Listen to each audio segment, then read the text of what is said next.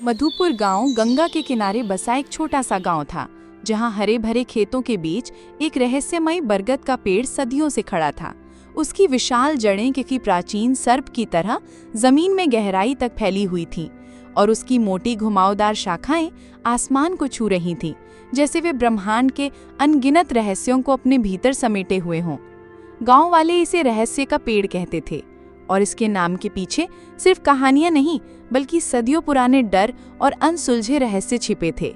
हर रात सूर्यास्त के बाद उस पेड़ के पास से अजीब और डरावनी आवाजें सुनाई देती थीं।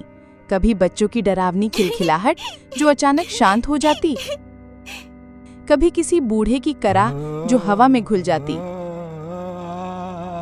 तो कभी पत्तों की सरसराहट के बीच किसी अदृश्य फुसफुसाहट का भ्रम, जैसे कोई प्राचीन आत्मा फुसफुसा रही हो। कुछ का मानना था कि पेड़ के नीचे प्राचीन काल का एक अतुलनीय खजाना छिपा है, जिसे सिर्फ भाग्यशाली और पवित्र हृदय वाले ही पा सकते हैं, जबकि कुछ का मानना था कि वहां बुरी आत्माएं और भटकती प्रेतात्माएं वास करती हैं, जो किसी भी राहगीर को अपने मायावी जाल में फंसाकर हमेशा के लिए कैद कर सकती हैं। इसी गहरे डर के कारण सूर्यास्त के बाद कोई भी उस पेड़ के पास जाने की हिम्मत नहीं करता था और दिन में भी लोग एक निश्चित दूरी बनाए रखते थे, जैसे पेड़ के चारों ओर एक अदृश्य अभेद्य घेरा हो। इसी गांव में रहता था रामू, एक गरीब किसान। उसकी छोटी सी झोपड़ी थी, जिसकी टूटी हुई छत बारिश में टपकती थी और जिसकी दीवारें मिट्टी और गोबर से बनी थीं। वो अपने सूखे खेतों में दिन रात एक कर मेहनत करता था। सुबह सूरज उगने से पहले उठकर और रात ढलने के बाद थककर सोता था। लेकिन प्रकृति के क्रूर मार और भाग्य की निरंतर परीक्षा ने उसे कभी चैन से नहीं जीने दिया। उसका एक दोस्त था, शेखर, जो हमेशा जल्दी अमीर बनने के सपने देखता था और अक्सर हवाई किले बनाता रहता था। उसकी बातों में अक्सर लालच की चमक और जल्दबाजी की धुन होती थी। वो हमेशा आसान रास्तों की तलाश में रहता था, भले ही उसके लिए दूसरों को नुकसान पहुंचाना पड़े। गांव में सूरज, एक लालची और क्रूर व्यापारी जिसका सूदखोरी का धंधा पूरे गांव में फैला था, भी रहता था।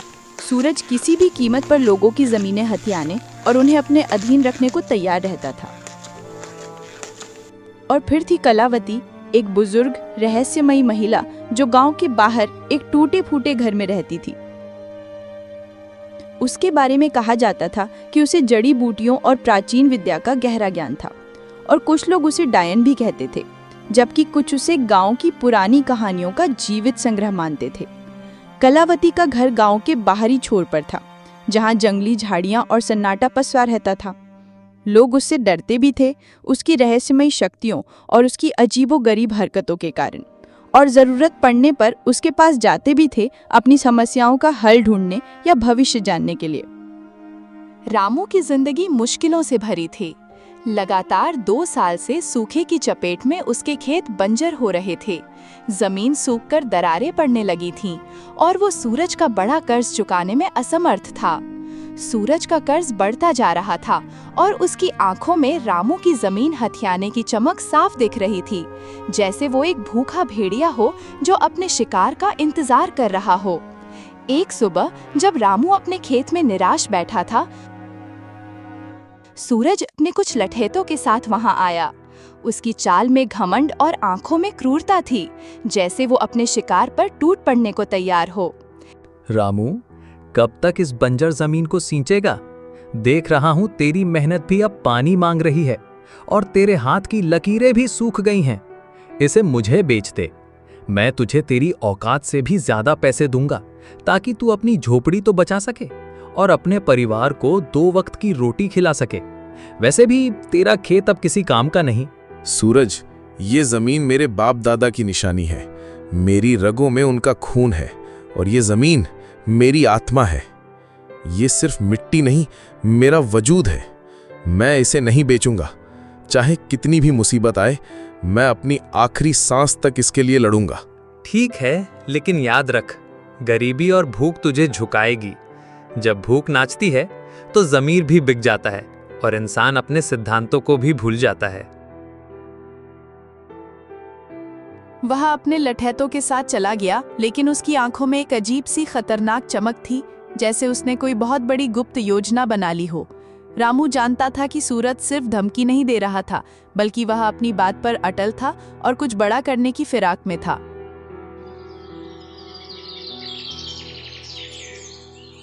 उसी शाम रामू अपने दोस्त शेखर से मिलने गया। शेखर हमेशा जल्दी अमीर बनने की नई नई योजनाएं बनाता रहता था, चाहे वो गांव में चोरी छिपे जुए का अड्डा हो या जंगल से दुर्लभ जड़ी बूटियां निकालने की बात। उसकी हर बात में एक छिपी हुई स्वार्थ की गंध होती थी और वो हमेशा दूसरों का फायदा उठाने के मौके तलाशता रहता था। रामू, सुना है ना, रहस्य के पेड़ के नीचे एक पुराना खजाना छिपा है। गांव वाले सदियों से यही कहते आए हैं और मुझे लगता है कि इस बार ये सच है। मुझे एक पुराना नक्शा मिला है जिस पर कुछ अजीब प्रतीक बने हैं। अगर हम उसे ढूंढ लें तो सारी गरीबी खत्म, हम राजाओं की तरह रहेंगे। तू अपने खेत को सोने से पाट सकेगा और मैं एक बड़ा महल बनाऊंगा जिसे देखकर दुनिया हैरान रह जाएगी। शेखर, ये सब गांव वालों की बनाई कहानियां हैं, सिर्फ डरने के लिए। कौन सा खजाना? और उस पेड़ के पास तो भूत प्रेत का डर है। तूने खुद कितनी कहानियां सुनी हैं? उस पेड़ के बारे में हर कहानी खून और शाप की बात करती है। डरने की क्या बात, अंधविश्वास है सब। डरपोक लोग ही कहानियां गढ़ती हैं। हम दोनों मिलकर जांच करेंगे, पूरी रात वहीं रुकेंगे। अगर खजाना मिला तो आधा आधा बांट लेंगे, दोस्ती में कोई कमी नहीं। शेखर की बातों में रामू को हमेशा से थोड़ी चालाकी दिखती थी, लेकिन इस बार उसकी उत्सुकता कुछ ज्यादा ही थी। उसकी आवाज में एक अजीब सी जल्दबाजी थी, जैसे वो कोई मौका हाथ से जाने नहीं देना चाहता था। रामू ने शेखर की बात को मजाक में डाल दिया, लेकिन उसके मन में एक सवाल कौंध गया। क्या वाकई उस पेड़ में कोई रहस्य था और शेखर की इतनी उत्सुकता के पीछे सिर्फ दोस्ती थी या कुछ और? क्या उसने सूरज की योजना के बारे में कुछ सुन लिया था या उसके पास वाकई कोई नक्शा था? शेखर के पास कौन सा नक्शा था? क्या वो वाकई रामू का दोस्त था या उसकी अपनी कोई छिपी मंशा थी जिसे वो दोस्ती की आड़ में पूरा करना चाहता था? सूरज की चाल क्या थी? क्या वो सिर्फ जमीन चाहता था या खजाने के बारे में भी उसे कुछ पता था? क्या शेखर ने सूरज की बात सुन ली थी और वो पहले खजाना पाना चाहता था? अगले दिन गांव में एक अजीब सी अफवाह फैली। कहा गया कि कलावती, वो बुजुर्ग रहस्यमयी महिला जिसने कई दशकों से गांव से दूरी बना रखी थी, ने रहस्य के पेड़ के बारे में कुछ देखा था। एक सपना, एक दर्शन या शायद कोई प्राचीन भविष्यवाणी जो सदियों से छिपी थी। रामू और शेखर दोनों ही उत्सुकता से भरे उसके घर गए। कलावती का घर गांव के एक कोने में था, जहां सन्नाटा पसरा रहता था और चारों ओर सूखी जड़ी बूटियों की तेज अजीब सी गंध फैली हुई थी। उसके घर की दीवारों पर अजीबोगरीब नक्शे खुदे थे, जिनमें पुराने प्रतीकों और तारों की चाल का जिक्र था, और कोने में ताड़ के पत्ते पर लिखी जीर्ण शीर्ण पोथियां और प्राचीन किताबें बिखरी पड़ी थीं। हर चीज रहस्यमयी और पुरानी लग रही थी, जैसे वो किसी और समय से जुड़ी हो। रामू, शेखर, मैंने सपने में देखा है। उस बरगद के नीचे एक प्राचीन खजाना है जो केवल सच्चे दिल वाला पा सकता है। लेकिन सावधान, उस पेड़ की रक्षा एक बहुत पुरानी, शक्तिशाली अदृश्य शक्ति करती है। वो शक्ति हर उस व्यक्ति पर कहर ढाती है जिसकी नीयत में खोट हो, जो लालच से भरा हो। उसके लिए पेड़ एक भयानक जाल बन जाता है जहां से कोई वापस नहीं लौटता। कलावती माँ, हमें वो खजाना चाहिए। बताओ क्या करना होगा? हम कुछ भी करेंगे। मैं अपनी जान भी दांव पर लगाने को तैयार हूँ। मुझे वो नक्शा मिला है, क्या वो सच है? कलावती ने एक पुरानी जीर्ण शीर्ण किताब निकाली, जिसके पन्ने पीले पड़ चुके थे और उन पर अजीब सी भाषा में कुछ लिखा था जिसे कोई नहीं पढ़ सकता था। इस किताब में लिखा है कि खजाने को पाने के लिए 3 चीजें चाहिए: साहस, विश्वास और बलिदान। लेकिन रास्ता धोखे और मायाजाल से भरा है। हर कदम पर परीक्षा होगी, हर मोड़ पर जाल बिछे होंगे जो तुम्हारी आत्मा को परखेंगे। उसने एक पन्ना दिखाया जिस पर एक जटिल प्रतीक बना हुआ था, जो शेखर के नक्शे पर बने प्रतीक जैसा ही था। ये प्रतीक हमें सही रास्ता दिखाएगा, लेकिन इसे समझना आसान नहीं। ये सिर्फ उन्हीं के लिए है जो इसे समझने के योग्य हैं। जो इस प्रतीक को समझेगा वही पहला कदम उठा पाएगा। उसने फिर वो पन्ना छिपा लिया। रामू को कलावती की बातों पर पूरी तरह यकीन नहीं हुआ। उसे लगा कि कलावती कोई खेल खेल रही है या उसे भ्रमित कर रही है। उसने पूछा, कलावती माँ, तुम्हें ये सब कैसे पता? क्या तुम हमें बेवकूफ बना रही हो या तुम हमें अपने किसी जाल में फंसाना चाहती हो? ये सिर्फ कहानियां हैं या कुछ और? रामू, सच्चाई को जानने के लिए साहस चाहिए और मुझ पर विश्वास करने के लिए भी। अगर तुम तैयार हो और तुम्हारी नीयत साफ है तो आज रात हम पेड़ के पास जाएंगे। वहां तुम्हें पहला संकेत मिलेगा, एक ऐसा संकेत जो तुम्हें बताएगा कि तुम सही रास्ते पर हो या नहीं, और तुम्हारे सामने पहली पहेली आएगी। कलावती ने फिर से उस पन्ने पर हाथ रखा जिस पर प्रतीक बना था, और एक पल के लिए उसकी आंखों में एक अजीब सी चमक आई, जैसे वो कोई गहरा रहस्य छिपा रही हो या वो खुद उस रहस्य का हिस्सा हो। रामू को लगा कि उसने कुछ और भी छिपाया है, कुछ ऐसा जो इस कहानी को पूरी तरह बदल सकता है। क्या कलावती शेखर के नक्शे के बारे में जानती थी? कलावती की बातों में कितनी सच्चाई थी? क्या वो वाकई खजाना ढूंढने में मदद करना चाहती थी या उसका कोई और मकसद था? क्या वो कोई रहस्य छिपा रही थी, और अगर हाँ तो क्यों? क्या वो इस खजाने के बारे में पहले से जानती थी या वो इस पेड़ से जुड़ी किसी प्राचीन परंपरा का हिस्सा थी? शेखर का नक्शा कितना सही था? रामू, शेखर और कलावती ने रात को पेड़ के पास जाने की योजना बनाई। सूरज को इसकी भनक लग गई क्योंकि उसके जासूस पूरे गांव में फैले हुए थे जो उसे हर छोटी बड़ी खबर देते थे। वह चुपके से उनके पीछे चल दिया। उसकी नीयत खजाने पर थी और वह किसी भी कीमत पर उसे हासिल करना चाहता था, भले ही उसे किसी की जान लेनी पड़े। रात के अंधेरे में बरगद का पेड़ पहले से कहीं ज्यादा डरावना लग रहा था। उसकी विशाल जड़ें सांपों की तरह जमीन पर फैली हुई थीं, जो अंधेरे में और भी भयानक दिख रही थीं, और उसकी मोटी शाखाएं आसमान को छू रही थीं, जैसे वे डरावने हाथ हों जो उन्हें अपनी ओर खींच रहे हों या उन्हें फाड़ने को तैयार हों। हवा में साई साई की एक अजीब सी आवाज़ थी, जैसे पेड़ खुद कोई रहस्य फुसफुसा रहा हो या किसी अदृश्य आत्मा की कराह हो, और पेड़ की शाखाएं मानो जीवित होकर हिल रही थीं, जैसे वे उन्हें अंदर आने से रोकना चाहती हों या उन्हें चेतावनी दे रही हों। रामू का दिल जोर जोर से धड़क रहा था। उसे अपनी माँ की सुनाई डरावनी कहानियाँ याद आ रही थीं, जिनमें पेड़ आत्माओं का घर था और उसकी जड़ें नरक का रास्ता। शेखर, ये जगह ठीक नहीं लग रही। मुझे कुछ अजीब सा महसूस हो रहा है। हमें वापस चलना चाहिए। ये सब मजाक नहीं है। यहाँ कुछ अदृश्य शक्ति है जो हमें अंदर नहीं जाने देगी। अरे अब पीछे नहीं हटना, खजाना हमारे सामने है।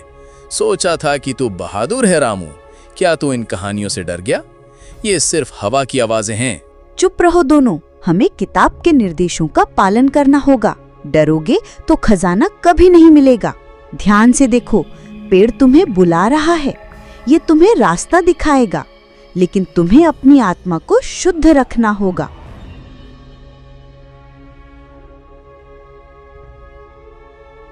कलावती ने अपनी जीर्ण शीर्ण किताब खोली और एक पुराना जटिल मंत्र पढ़ा, जिसकी भाषा किसी को समझ नहीं आ रही थी, लेकिन उसकी गूंज दिल को कंपा रही थी।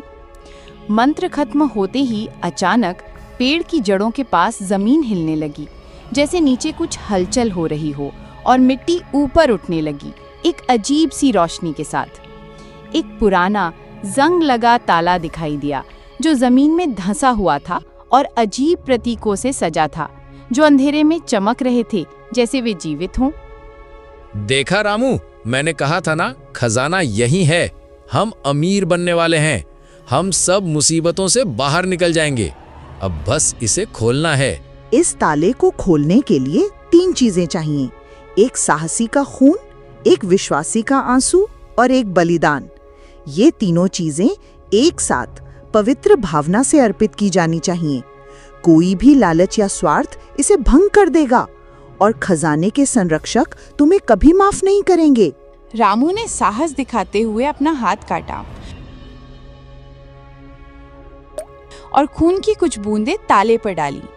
ताला हल्का सा चमक उठा और उस पर बने प्रतीक तेजी से जलने लगे, जैसे वे आग पकड़ रहे हों। शेखर ने अपनी माँ की याद में आंसू बहाए और ताले पर डाले।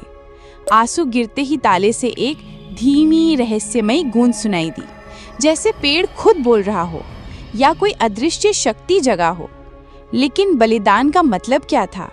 कलावती ने अभी तक कोई संकेत नहीं दिया था। बलिदान का मतलब है कि तुम में से कोई अपनी सबसे कीमती चीज यहाँ छोड़ देगा। ये त्याग की निशानी होगी जो खजाने के देवता को संतुष्ट करेगी और तुम्हें उसकी कृपा मिलेगी। यह सिर्फ एक वस्तु नहीं, तुम्हारी आत्मा का अंश होगा। रामू ने अपनी माँ की दी हुई एक पुरानी चांदी की अंगूठी निकाली जो उसके लिए सबसे कीमती थी, उसकी माँ की आखिरी याद, और उसने कभी उसे खुद से दूर नहीं किया था। उसने आंखें बंद करके उसे ताले के पास रख दिया। उसके चेहरे पर दर्द और दृढ़ता थी।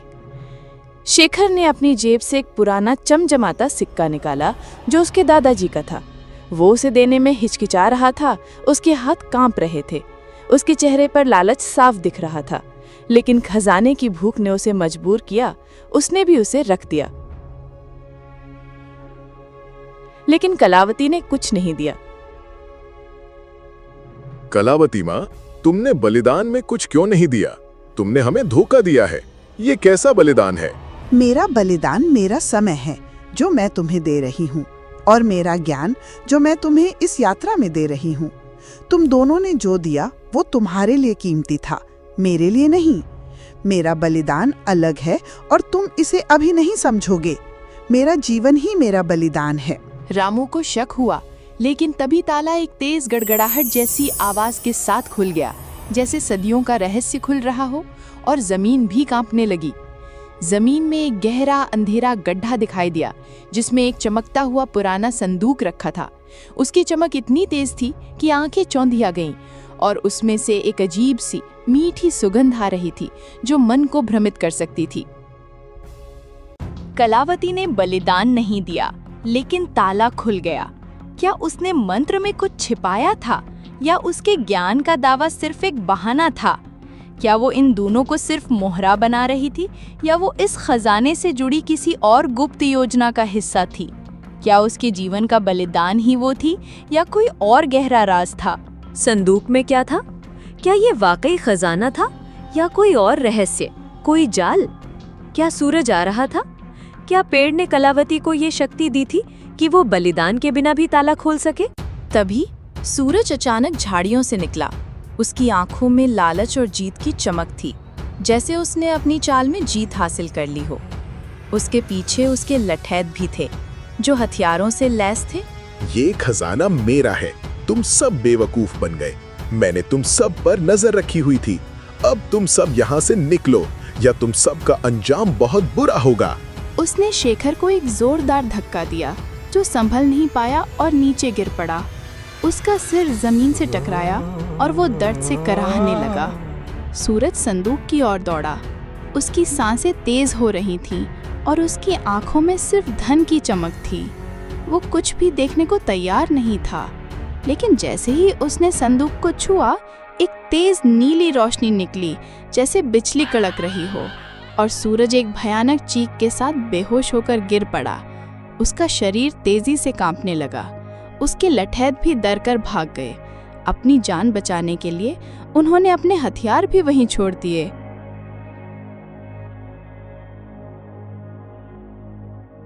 ये क्या हुआ? ये संदूक तो शापित है। ये तो भूत प्रेतों का काम है। हमें यहाँ से भागना चाहिए, नहीं तो हम भी यहीं फंस जाएंगे। मैंने कहा था ना, खजाना केवल सच्चे दिल वाला पा सकता है। सूरज का लालच उसे ले डूबा। ये सिर्फ एक चेतावनी थी जो सच्चे खजाने की ओर इशारा कर रही थी। ये संदूक केवल अयोग्य लोगों को दूर रखता है और उन्हें सबक सिखाता है। रामू ने संदूक को छूने की कोशिश की, लेकिन कलावती ने उसे रोका। रुको रामू, ये संदूक असली खजाना नहीं है। ये सिर्फ एक रक्षक है जो अयोग्य लोगों को दूर रखता है। असली खजाना पेड़ की जड़ों में और भी गहराई में छिपा है। हमें एक और परीक्षा देनी होगी, एक ऐसी परीक्षा जो तुम्हारी आत्मा की गहराई को परख लेगी और तुम्हें अपने सबसे गहरे डर का सामना करना होगा। सूरज ने चुपके से पीछा किया और खजाने पर कब्जा करने की कोशिश की, लेकिन वह खुद धोखे का शिकार हो गया। यह संदूक सिर्फ एक जाल था, एक परीक्षण जो लालचियों को दूर रखता था और उन्हें एक गहरा सबक सिखाता था। असली खजाना क्या था? कलावती को ये सब कैसे पता था? क्या वो पेड़ की रक्षा करने वाली शक्ति का हिस्सा थी या वो खुद कोई गुप्त ज्ञान रखती थी? अगला परीक्षण क्या था और क्या रामू उसे पास कर पाएगा? क्या उस संदूक में कोई और रहस्य छिपा था? कलावती ने अपनी जीर्ण शीर्ण किताब से एक और मंत्र पढ़ा जो पहले वाले से भी ज्यादा जटिल और पुराना था, और उसकी आवाज में एक अजीब सी गूंज थी। मंत्र खत्म होते ही पेड़ की जड़ों से एक छोटा सा चमकीला पौधा निकला जिसके फूल सुनहरे थे और उनसे एक दिव्य मनमोहक सुगंध आ रही थी जो मन को शांत कर रही थी। ये फूल सामान्य फूलों से बिल्कुल अलग थे। वे हवा में तैर रहे थे जैसे वे इस दुनिया के न हों, और उनकी चमक अंधेरे में रास्ता दिखा रही थी जैसे वे स्वयं प्रकाश हों। ये फूल अमर हैं। इन्हें बेचकर तुम अपनी गरीबी खत्म कर सकते हो, लेकिन केवल वही इन्हें ले सकता है जिसका दिल साफ हो और जिसमें कोई लालच ना हो। जो इन्हें लालच से छुएगा वो इन्हें खो देगा और उसे कभी सुख नहीं मिलेगा, बल्कि उसे भयानक परिणाम भुगतने पड़ेंगे। रामू ने एक फूल उठाया और उसे शांति और खुशी महसूस हुई। फूल उसके हाथ में चमकने लगा और उसकी चमक रामू के चेहरे पर एक अजीब सी रोशनी ला रही थी, जैसे वह स्वयं प्रकाशित हो गया हो। शेखर ने भी एक फूल लिया, लेकिन उसका फूल उसके हाथ में आते ही मुरझा गया और फिर धूल में बदल गया। शेखर के चेहरे पर निराशा और क्रोध साफ दिख रहा था और उसकी आंखों में भयानक दर्द था। ये क्या हुआ? मेरा फूल क्यों मुरझा गया? कलावती माँ, तूने मुझसे झूठ कहा है। तू हमें बेवकूफ बना रही है। लालच और धोखा तुम्हें कभी सुख नहीं देगा शेखर। ये फूल केवल उन्हीं के लिए हैं जो निस्वार्थ हैं और जिनकी आत्मा शुद्ध है। तुम्हारी आत्मा में लालच भरा है, इसलिए ये फूल तुम्हें स्वीकार नहीं करते, बल्कि तुम्हें अस्वीकार करते हैं। कलावती माँ, तुम्हें ये सब कैसे पता? और तुमने बलिदान क्यों नहीं दिया? तुम कौन हो? क्या तुम इस पेड़ की रखवाली करती हो? रामू, मैंने तुम्हें रास्ता दिखाया। मेरा बलिदान मेरी सच्चाई थी। मेरा विश्वास था कि तुम इसे ढूंढ सकते हो, और तुम में वो सच्चाई थी। मैं इस पेड़ की संरक्षक नहीं हूँ, लेकिन मैं उन प्राचीन ज्ञान की रखवाली करती हूँ जो इस खजाने तक पहुँचाते हैं। मेरे पूर्वज इस पेड़ और इसके रहस्य के बारे में जानते थे, और उन्होंने ये ज्ञान पीढ़ी दर पीढ़ी सौंपा है। मैं इस ज्ञान की अंतिम कड़ी हूँ। उसकी आंखों में एक चमक थी, जैसे वो कुछ और भी छिपा रही हो, कोई गहरा रहस्य जो रामू अभी नहीं समझ सकता था, लेकिन जिसे जानने का समय आ गया था। कलावती ने असली खजाने का रहस्य पहले ही जान लिया था, लेकिन उसने रामू और शेखर को सिर्फ आधा सच बताया। क्या वो अपनी पहचान छिपा रही थी? क्या वो इस ज्ञान का उपयोग किसी और उद्देश्य के लिए कर रही थी? या वो इस खजाने से जुड़ी किसी और बड़ी शक्ति का हिस्सा थी? क्या वो कोई प्राचीन रहस्यमयी समाज से संबंध रखती थी जिसकी जिम्मेदारी इस खजाने की रक्षा करना थी? शेखर को गुस्सा आ गया। उसने सोचा कि कलावती उसे बेवकूफ बना रही है और वह अकेला ही सारे फूल हड़पना चाहती है। उसने रामू से कहा, रामू, ये कलावती माँ हमें बेवकूफ बना रही है। सारा खजाना वो खुद लेना चाहती है। ये सब उसका नाटक है। हमें यहाँ से भागना चाहिए। शेखर ने कलावती पर हमला करने की कोशिश की। उसकी आंखों में गुस्सा और लालच साफ दिख रहा था। वो तलवार की तरह कलावती की ओर लपका, लेकिन तभी पेड़ की शाखाएं तेजी से हिलने लगी और एक अजीब सी डरावनी आवाज गूंजी, जैसे पेड़ खुद बोल रहा हो या किसी अदृश्य शक्ति ने आवाज दी हो जो शेखर को चेतावनी दे रही थी। शेखर डर के मारे पीछे हट गया। उसका शरीर कांप रहा था और उसके हाथों से तलवार छूट गई, जैसे वो जल रही हो। शेखर, तू मेरा दोस्त है, फिर भी तुझ में इतना लालच है। कलावती माँ सही कह रही है, खजाना सच्चाई का है, लालच का नहीं। तूने मेरी दोस्ती का भी अपमान किया है और अब इस पवित्र स्थान को भी अपवित्र कर रहा है। शेखर ने अपनी गलती मानी, लेकिन उसकी आंखों में लालच अभी भी था, एक ऐसी भूख जो मिटने का नाम नहीं ले रही थी, जैसे वो उसके खून में समा गई हो।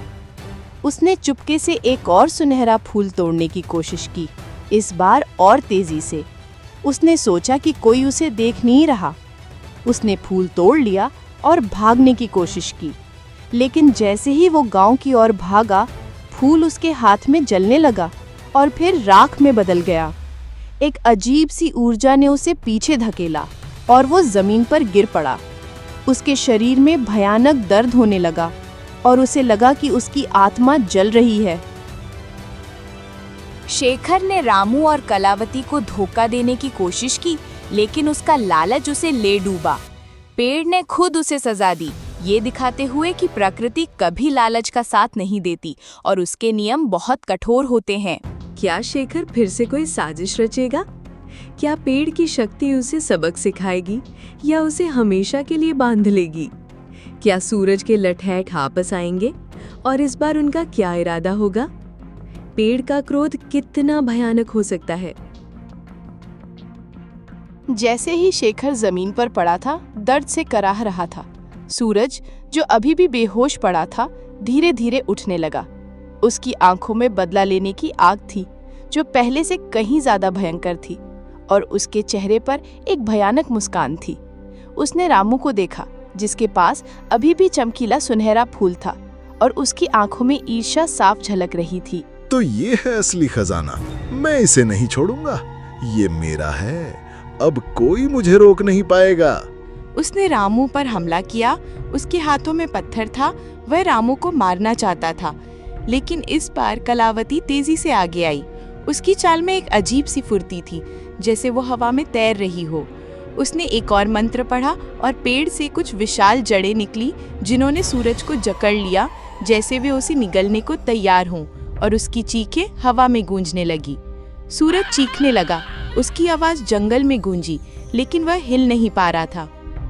लालच तुम्हें हमेशा अंधेरे की ओर ले जाएगा सूरज। ये पेड़ तुम्हें तब तक नहीं छोड़ेगा जब तक तुम अपने पापों का प्रायश्चित नहीं कर लेते और अपनी नीयत साफ नहीं कर लेते। प्रकृति कभी अन्याय का साथ नहीं देती और वो अपने संरक्षकों की रक्षा करती है। रामू ने सूरज को देखा और उसे दया आ गई। उसने कलावती से कहा, कलावती माँ, इसे छोड़ दो, इसे एक मौका दो, शायद ये अपनी गलती समझ जाए और सही रास्ते पर लौट आए। कलावती ने अपनी आंखें बंद की और जड़ें धीरे धीरे ढीली पड़ गईं। सूरज उठा, उसका चेहरा पीला पड़ गया था और उसकी आंखों में डर और पछतावा था। वो जानता था कि उसने क्या खो दिया था और पेड़ ने उसे क्या सबक सिखाया था। वो बिना एक शब्द कहे भागा। उसकी परछाई अंधेरे में खो गई, जैसे वो कभी था ही नहीं। क्या सूरज सच में बदल गया था या वो फिर से कोई चाल चलेगा? क्या ये खजाना रामू के जीवन में शांति लाएगा या और मुश्किलें? क्या कलावती अब अपना अंतिम रहस्य उजागर करेगी और क्या उसके जाने का समय आ गया था? जैसे ही सूरज भागा, कलावती रामू की ओर मुड़ी। उसकी आंखों में अब कोई रहस्य नहीं था, बल्कि एक गहरी शांति और ज्ञान था, जैसे उसने अपना जीवन भर का कर्तव्य पूरा कर लिया हो। उसके चेहरे पर एक अजीब सी चमक थी, जो पहले कभी नहीं दिखी थी। रामू, अब समय आ गया है कि मैं तुम्हें अपना अंतिम रहस्य बताऊं। मैं सिर्फ एक जड़ी बूटी बेचने वाली रहस्यमयी बुजुर्ग महिला नहीं हूं। मैं इस बरगद के पेड़ के प्राचीन संरक्षकों में से एक हूं। मेरे पूर्वज सदियों से इस खजाने और इसकी शक्ति की रक्षा करते आए हैं। ये खजाना सिर्फ भौतिक धन नहीं है, बल्कि ये जीवन का संतुलन है, प्रकृति की शक्ति का प्रतीक। ये सुनहरे फूल सिर्फ धन नहीं देते, बल्कि ये शुद्ध ऊर्जा हैं, जो धरती को उर्वर बनाती हैं और दिलों को शुद्ध करती हैं। ये पेड़ सिर्फ एक पेड़ नहीं, बल्कि प्रकृति की आत्मा है, और इसका खजाना उसकी जीवनदायिनी शक्ति। तो तुम पहले से ये सब जानती थी और तुम यहाँ क्यों रुकी थी? हाँ रामू, मैंने तुम्हें और शेखर को इसलिए लाया क्योंकि मैं जानना चाहती थी कि तुम में से कौन सच्चा है और कौन इस खजाने का हकदार है।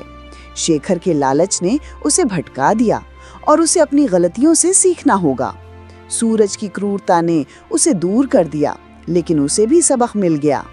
लेकिन तुमने अपनी सच्चाई, दया और निस्वार्थ भाव से खुद को साबित किया। तुम ही इस खजाने के वास्तविक उत्तराधिकारी हो। उसने एक और फूल रामू को दिया। ये फूल अनंत हैं, जब तक इनका उपयोग अच्छे के लिए किया जाएगा। जब तुम इन्हें बेचोगे, तो ये तुम्हारी गरीबी दूर करेंगे, लेकिन इनका असली मूल्य तुम्हारी मेहनत और ईमानदारी से बढ़ेगा और ये तुम्हारी आत्मा को और भी शुद्ध करेंगे। कलावती ने अपनी आंखों में एक अजीब सी चमक के साथ कहा, मेरा बलिदान रामू इस खजाने के रहस्य को इतने सालों तक अपने भीतर छिपाए रखना था। मेरी जिम्मेदारी थी कि मैं सही व्यक्ति को ये रास्ता दिखाऊं और इस प्राचीन ज्ञान को आगे बढ़ाऊं। अब मेरी जिम्मेदारी पूरी हुई। इस पेड़ की शक्ति और इसका ज्ञान अब तुम्हारे साथ रहेगा। कलावती का शरीर धीरे धीरे पारदर्शी होने लगा और फिर वो हवा में घुल गई, जैसे वो कभी वहां थी ही नहीं, या जैसे वो किसी और रोग से आई थी और अब अपनी असली घर लौट रही थी। उसकी आवाज रामू के कानों में गूंजती रही। रामू अकेला रह गया। उसके हाथ में सुनहरे फूल थे और उसके मन में एक गहरा रहस्य और एक नई जिम्मेदारी। उसने महसूस किया कि कलावती सिर्फ एक बुजुर्ग महिला नहीं थी, बल्कि वह प्रकृति का ही एक अंश थी, या कोई प्राचीन आत्मा जो इस खजाने की रक्षा कर रही थी।